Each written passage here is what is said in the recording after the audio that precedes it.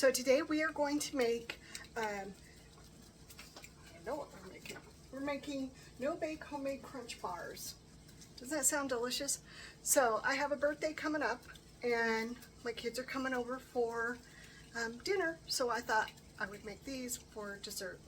All right, so let's get going. Okay, so I have some water boiling. I'm going to put my bowl on top and I'm going to add my chocolate chips. And I'm doubling the recipe, so I added 3 cups of chocolate chips. I've added a half a teaspoon of salt, and I'm adding a cup of peanut butter. And I sprayed my container, my measuring cup, so that I could get the peanut butter out easier. Doesn't seem to be working, but that's what I did. Okay, so we're going to get going now. I'm going to turn this down just a tad, because I think my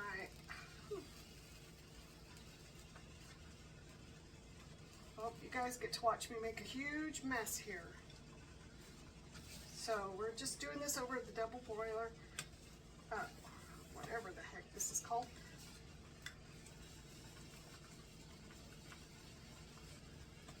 Once again, I'm going to turn it down just a tad bit more, because I think I'm going to end up scorching my chocolate chips if I'm not careful.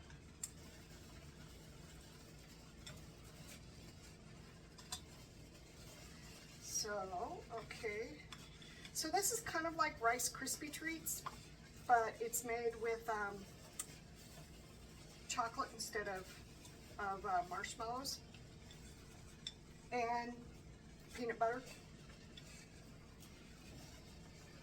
I'm going to grab another spoon, kind of help with this. All I'm doing is making a humongous mess. So it's pretty good when it's done correctly, and I seem to not be doing that. But yeah, my kids are coming over to celebrate. I usually call it the anniversary of my birth. I don't know. Birthday sounds like the day you were born and not necessarily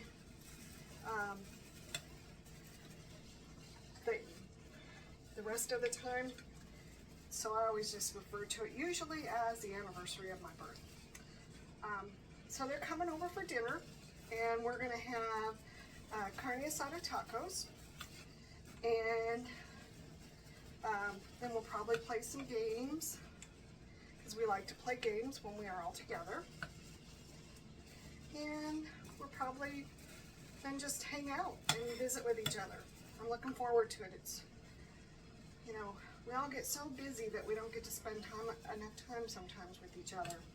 So I'm really looking forward to it. So after I get all this all melted, I'm going to add Rice Krispie cereal to it. And now it is starting to melt nicely. You can also do this in the microwave. If you don't want to do this, you can do it in a microwave. I tend to, when I melt chocolate in the microwave, I tend to end up seizing it, and then it's just gross and disgusting.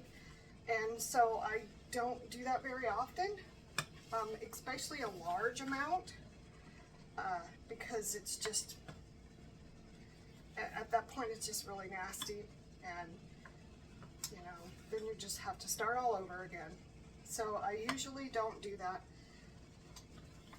in the microwave. But if you are capable of doing it in the microwave with little to no problems, then I say go right ahead for it, because it certainly is a lot easier sometimes than sitting here stirring this thing, trying to get everything to melt.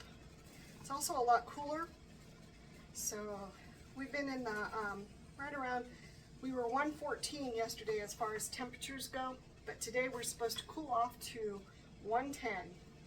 So I don't know if that's really necessarily cooling off anything, but the weatherman keeps saying it's cool.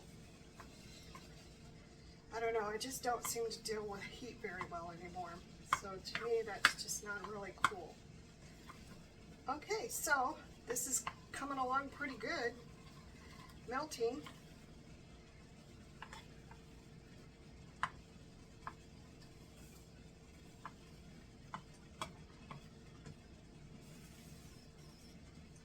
Okay. So, all right, so I'm going to turn off the heat and let this sit here for a moment. And I'm going to get a bigger bowl to mix this all together. Okay, I'm back. Okay, so I'm going to add 3 cups of Rice Krispie cereal. And now that this is all melted, I'm going to first off try and spoon it in a little bit so that I don't have to pick it up too much. So we'll see how that works out for me. But it's not working out very well. So I'm going to just grab this and we are going to dump it into the bowl, and then we're going to mix it all up. Ah, this looks so good. And you can really smell the peanut butter. All right, so I'm going to put this back there. Whoa. Well, if you saw, I just made a huge mess with the cereal. It went flying everywhere. But the chocolate tastes good. Had some on my finger. Decided to taste it. So I'm going to mix it all up. And then I'm going to put it into a pan. I'm just using a casserole pan. The recipe says to put it in a loaf pan, but I'm just using a casserole dish instead. A smaller one that I've already greased. And then you're going to put it in the freezer for about an hour.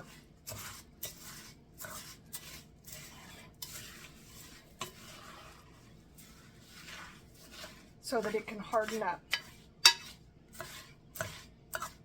And then you're going to cut it up and eat it. And I think cutting it up and eating it is the best part. Okay. Alright, so this is what it looks like all mixed up. So now we're going to head on over to my casserole pan and put it in the casserole dish. Okay, so here's the casserole dish that I'm using, and I'm just going to dump this in there. And I'm going to keep my arm in the way so you can't see.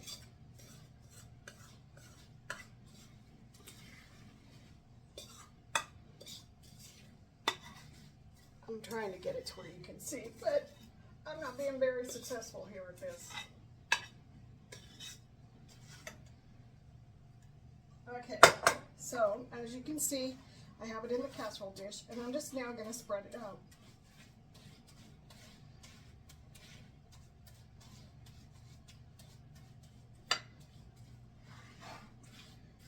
Okay, and then I'm going to put it in the freezer so it can get really solid, and then take it out of the pan and cut it up. Okay. So here's what it looks like when it's all spread out. All right, so I'll be right back in an hour. Okay, so it's been an hour. I've taken it out of the freezer and it's making a huge mess. So now I'm just going to cut it up. And I might have to wait on this a little bit because it is frozen.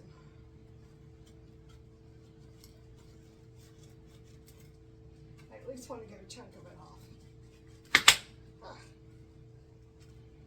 Well, and that's what I did. I got a chunk. Alright, so this is what it looks like when it's all completed. So I got a nice little tray over here. And I'm going to take a little bite though of one. So I'm going to move that over.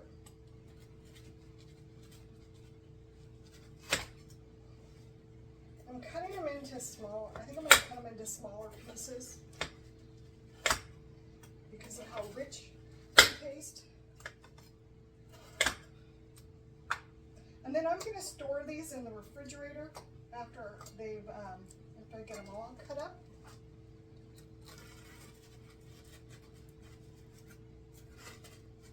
And as you can tell, it does make a mess. when you're cutting.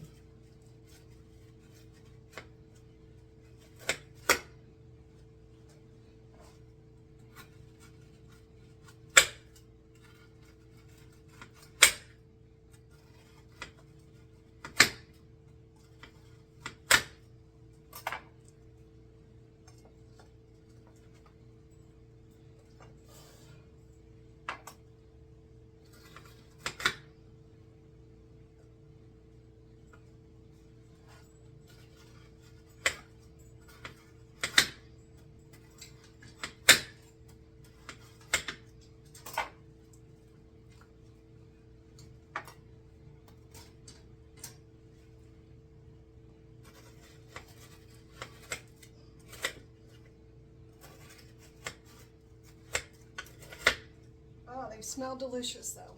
You should smell them. They smell really good.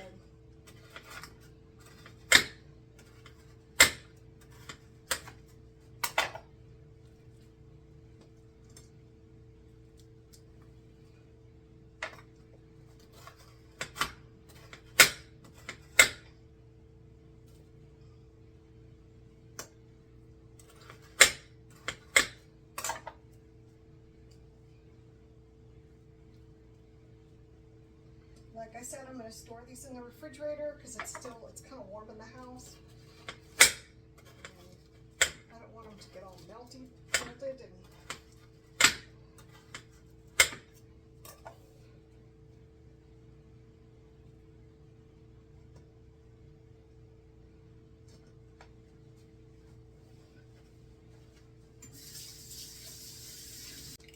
all right, well, thanks for coming along with me on this journey and making some no-bake homemade crunch bars for the anniversary of my birth. And I hope that you do make these and try them out. And like I said, thanks for coming along. Hit that like, hit that subscribe, hit that share button. Let's grow my channel. All right, and now I'm gonna try it and see what I think of it.